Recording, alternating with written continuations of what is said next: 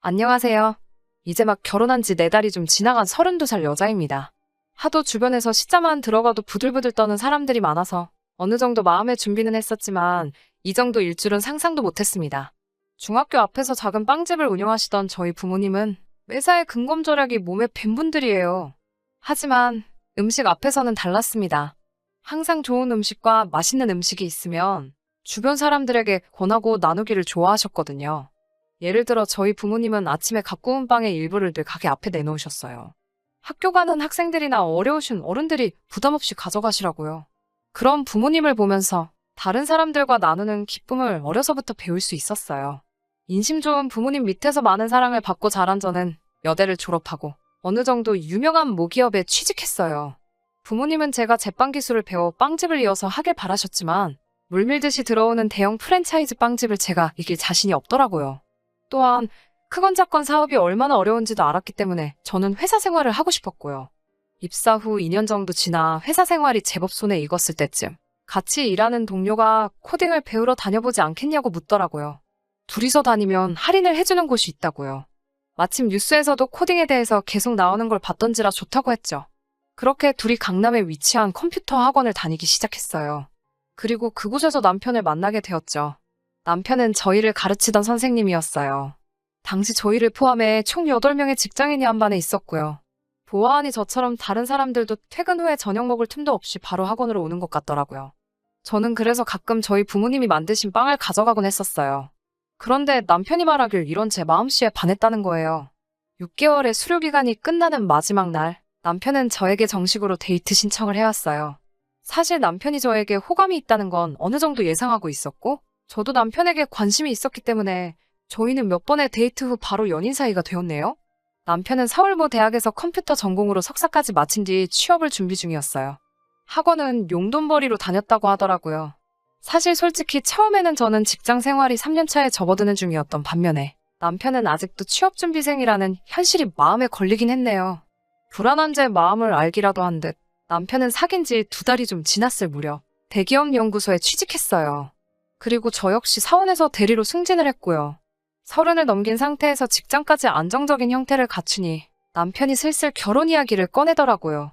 사실 저는 결혼에 대한 생각이 없었기에 처음에는 좀 당황스러웠는데 남편은 마치 탱크처럼 일사천리로 밀어붙이더라고요. 그렇게 사귄 지 반년이 채 안 되었을 때쯤 저는 남편의 부모님을 만나게 되었네요. 4대 독자라는 남편에 대한 시어머니의 사랑은 실로 엄청났어요.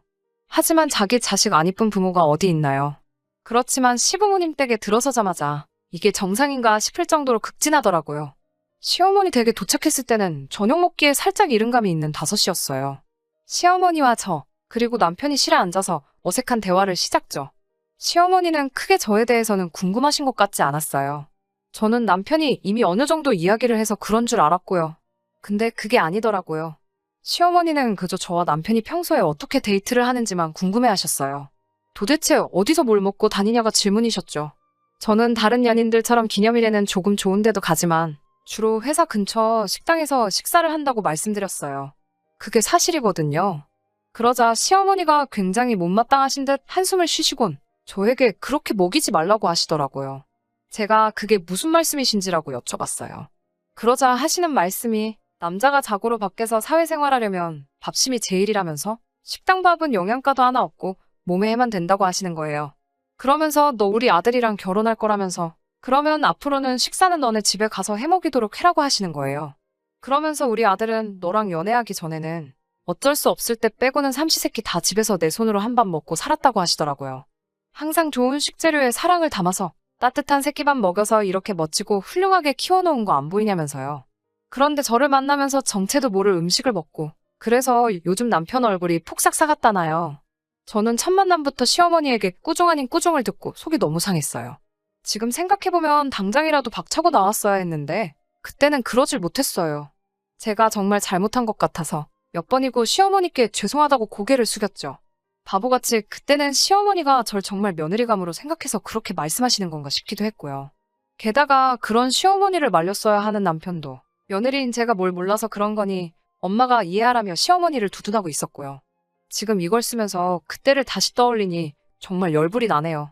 다행히 어느덧 저녁 먹을 시간이 되자 시어머니가 부엌으로 가셨어요. 남편이 가만히 있어도 된다고 말은 했지만 그냥 앉아있자니 가시방석이 따로 없더라고요. 그래서 얼른 일어나 시어머니가 계신 부엌으로 향했어요. 시어머니는 너무 자연스럽게 저에게 이것저것을 시키셨고요. 그때까지만 해도 저도 긴장을 많이 한 상태였기 때문에 그게 이상하다고 생각은 못하고 시키는 것부터 얼른 했어요. 소고기 뭇국을 끓이신다면서 저더러 물을 썰라고 하시더라고요. 그런데 제가 몇 번 칼질을 하기도 전에 혀를 차시면서 칼을 채가시더라고요. 그러면서 집안일을 이렇게 해서 우리 아들 뭘 어떻게 해먹이겠냐며 걱정이라고 한숨을 쉬시는 거예요. 숨막히는 시간이 얼마간 지나고 비로소 식사가 준비되었죠. 저는 시어머니의 진두지휘 아래 상을 차렸고 상이 다 차려지자 남편은 부르기도 전에 식탁에 와서 앉더라고요. 저희 아버지는 저랑 저희 어머니가 식사를 준비하고 있으면 늘 옆에서 거들어 주셨거든요. 그런데 남편은 가만히 앉아서 핸드폰만 하고 있더라고요. 하지만 이상하다고 느끼기도 전에 시어머니가 지정해 주신 자리에 앉아야 했어요. 남편 맞은편에 앉았는데 보니까 남편 국하고 제 국하고 분명 같은 시간 방금 전까지 같이 만든 게 분명했는데 무슨 다른 음식인 것 마냥 생긴 게 다르더라고요. 남편 건 딱 봐도 소고기가 가득한 뭇국이었는데 제 건 묵건더기 몇 개만 둥둥 떠다니고 맑은 국물만 있었거든요. 게다가 제 앞에는 겨우 신김치하고 깍두기가 놓여 있었고요. 반면에 저와 저만치 떨어져 앉아있는 남편의 앞에는 계란말이에 불고기가 있더라고요.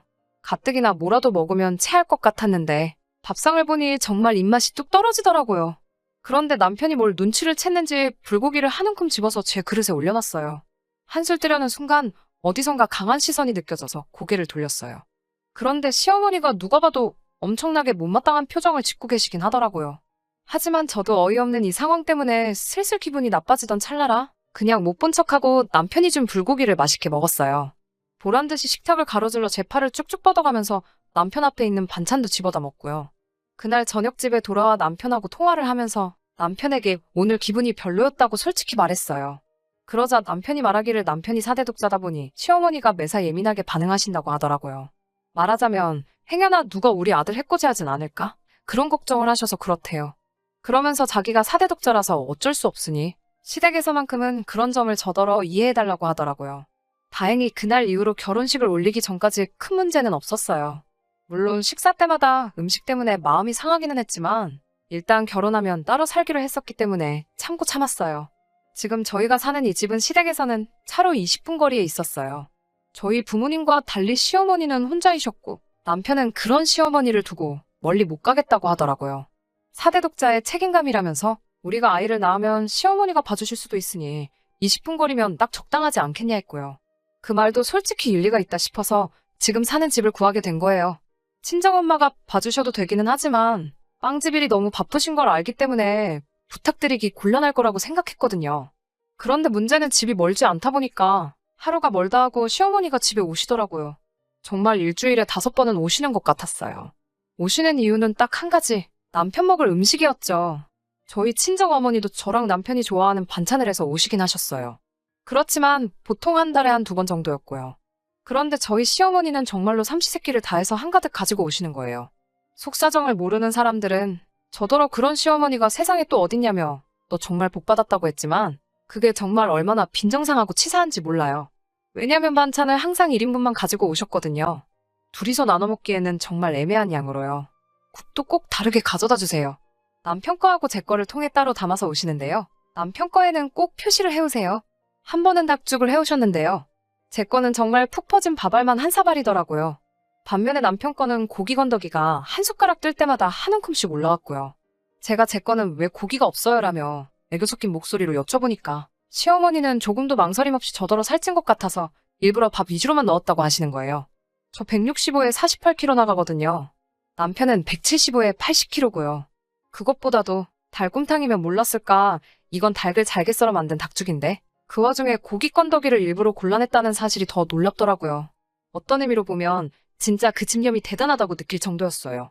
또 저번에는 김치전을 부쳐오셨는데요. 남편 김치전에는 김치랑 돼지고기가 무슨 피자 토핑 마냥 잔뜩 올라가 있는 반면 제 거는 정말 무슨 고추장떡 마냥 벌겋기만 하고 아무것도 없더라니깐요.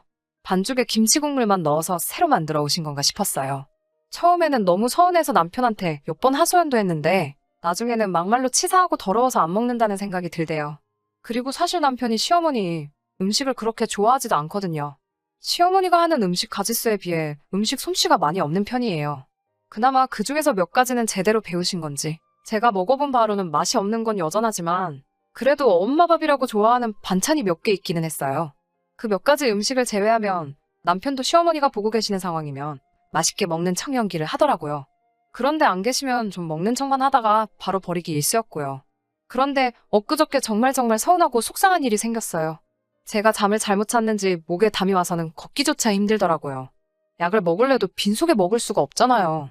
냉장고는 텅텅 비었고요. 배달을 시켜 먹을까 했는데 배달비 내기도 좀 아깝기도 하고 그래서 시어머니가 저번에 가져오셔서 얼려놓은 전복죽을 데우고 있었어요. 저번에 남편이 입맛이 없다고 하니까 시어머니가 이번에도 딱 1인분만 해다 주셨거든요. 그런데 남편이 한 숟갈 먹더니 이게 무슨 전복죽이냐고 먹기 싫다며 버리려고 하길래 제가 아깝다고 얼린 거였어요.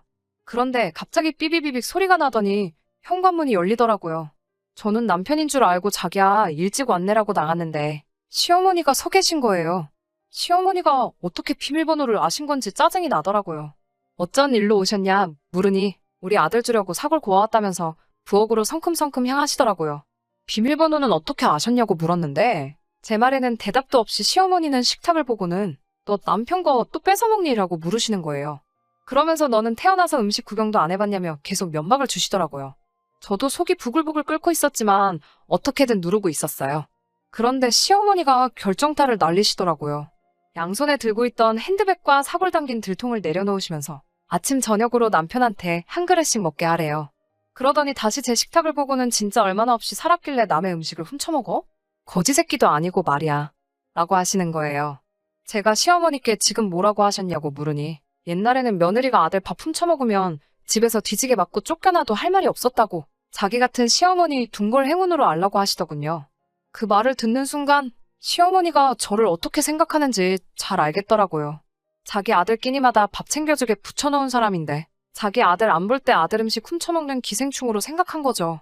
저는 너무 화가 나서 당장 사과하시라고 소리를 질렀어요. 치사해서 이런 말은 안 하려고 했지만 하다못해 빵 하나라도 제가 사다 놓으면 말도 없이 그거 갖다 먹는 건 시어머니 아들이라고요. 그러니까 그렇게 돼지처럼 살이 쩌쩌라면서 소리를 쳤어요. 그러자 시어머니가 우리 아들더러 지금 돼지라고 했냐면서 개고픔을 무시더군요. 그동안 그 막말을 듣고도 고분고분하게 내내하던 며느리가 갑자기 돌변하니 놀라셨나 봐요. 저더러 드디어 본색을 드러낸다면서 원래 식탐 많은 애들이 성질도 더럽다는 거예요. 저는 정말 더는 참을 수가 없어서 시어머니가 가져오신 들통을 발로 걷어쳐버렸어요. 그랬더니 그 안에서 식어서 뭉글뭉글해진 사골이 쏟아졌죠. 의도한 건 아닌데 그 사골이 시어머니 핸드백 위로 쏟아졌더라고요. 바닥도 난리가 났죠. 시어머니는 핸드백 물어내라고 난리가 났어요. 저는 싫다고 거기다 대고 같이 소리를 질렀어요. 뭐냐, 인연 한번 해보자는 거지. 라고 하시면서 남편한테 전화를 거시더라고요. 제가 바로 옆에 있는데도 남편에게 전화로 하는 말이 제가 들통을 들어서 어머님 핸드백에 사골을 부었다며 거짓말을 하시는 거예요. 남편이 전화 받고라고 해서 받았더니 지금 당장에 온다고 두 사람 다 가만히 있으라고 으름장을 놓더라고요. 얼마나 지났는지 남편이 숨을 몰아쉬며 신발도 내동댕이 지듯 벗어던지며 들어오더라고요. 저는 그때만 해도 남편이 제 편을 들어줄 줄 알았어요. 그런데 남편은 시어머니가 하는 말만 듣고 제 입장은 들으려고도 안 하더라고요. 그러더니 저한테 어떻게 감히 시어머니 물건을 망가뜨리냐면서 저를 때리려고 하더라고요. 제가 너무 놀라서 도망을 갔어요. 그런데 남편이 부엌에서 거실로 저를 따라 쫓아나오다가 그 엎어진 사골을 밟고 미끄러진 거예요. 제대로 미끄러졌는지 아예 일어나지도 못하더라고요. 낑낑거리며 앓는 소리만 내고요. 그 광경을 지켜보던 시어머니는 저것이 우리 아들 잡는다면서 경찰을 부르겠다며 소리를 지르고요. 남편은 그날 발목인대가 늘어나 전치 2주의 부상을 입었는데요. 남편과 시어머니는 둘 다 저를 고소하겠다고 난리더라고요. 저는 할 테면 하라고 했어요. 제가 했다는 증거 있냐고요. 역시나 증거는 없었고 합의해준다며 잘못을 빌고 시어머니 앞에 무릎을 꿇고 용서를 구하라는 남편한테 저는 이혼 서류를 들이밀었어요. 그제서야 남편은 용서를 해준다는데 왜 자꾸 엇나가냐면서 저를 달래려고 들더라고요. 이혼하자고 그러는 게 아니고 시어머니가 매번 밥도 해다 주시고 우리한테 이렇게 잘해주시는데 자식된 도리로 제가 참아야 되지 않겠냐고 하더군요. 그 말에 저는 내가 왜 니네 엄마 자식이냐고, 나는 우리 엄마 자식이고 시어머니가 진정 나를 자식처럼 생각한다면 그랬으면 안 됐다고 말하니 남편은 꿀먹은 벙어리 마냥 아무 말도 못하더군요. 남편은 제 말을 듣고 몇 시간 뒤에 미안하다고 저에게 사과했어요. 시어머니께도 잘 말해서 앞으로 이런 일은 없게 하겠다고 하더라고요. 그렇지만 이혼하려는 제 결심은 흔들리지가 않네요.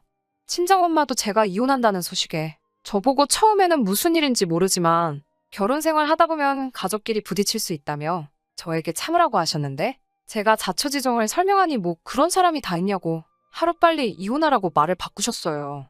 친구들한테는 우스갯소리로 사골국물 때문에 이혼한다고 얘기했지만 그게 사실은 아니고요.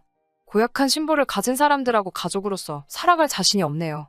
시어머니는 남편한테 무슨 말을 들은 건지 얼마 전부터 괜히 저한테 전화도 한번 해보고 말도 붙여보려고 하고 있어요.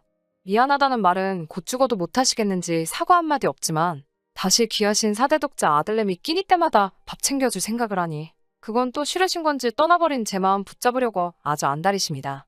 평생 그렇게 소중한 사대독자 새끼밥 하루도 빠짐없이 꼬박꼬박 헤매기며 뒤치다꺼리 해주면서 다른 사람 괴롭히지 말고 오래오래 시모랑 전 남편 단 둘이서만 평생 떨어지지 말고 행복했으면 소원이 또 없겠네요.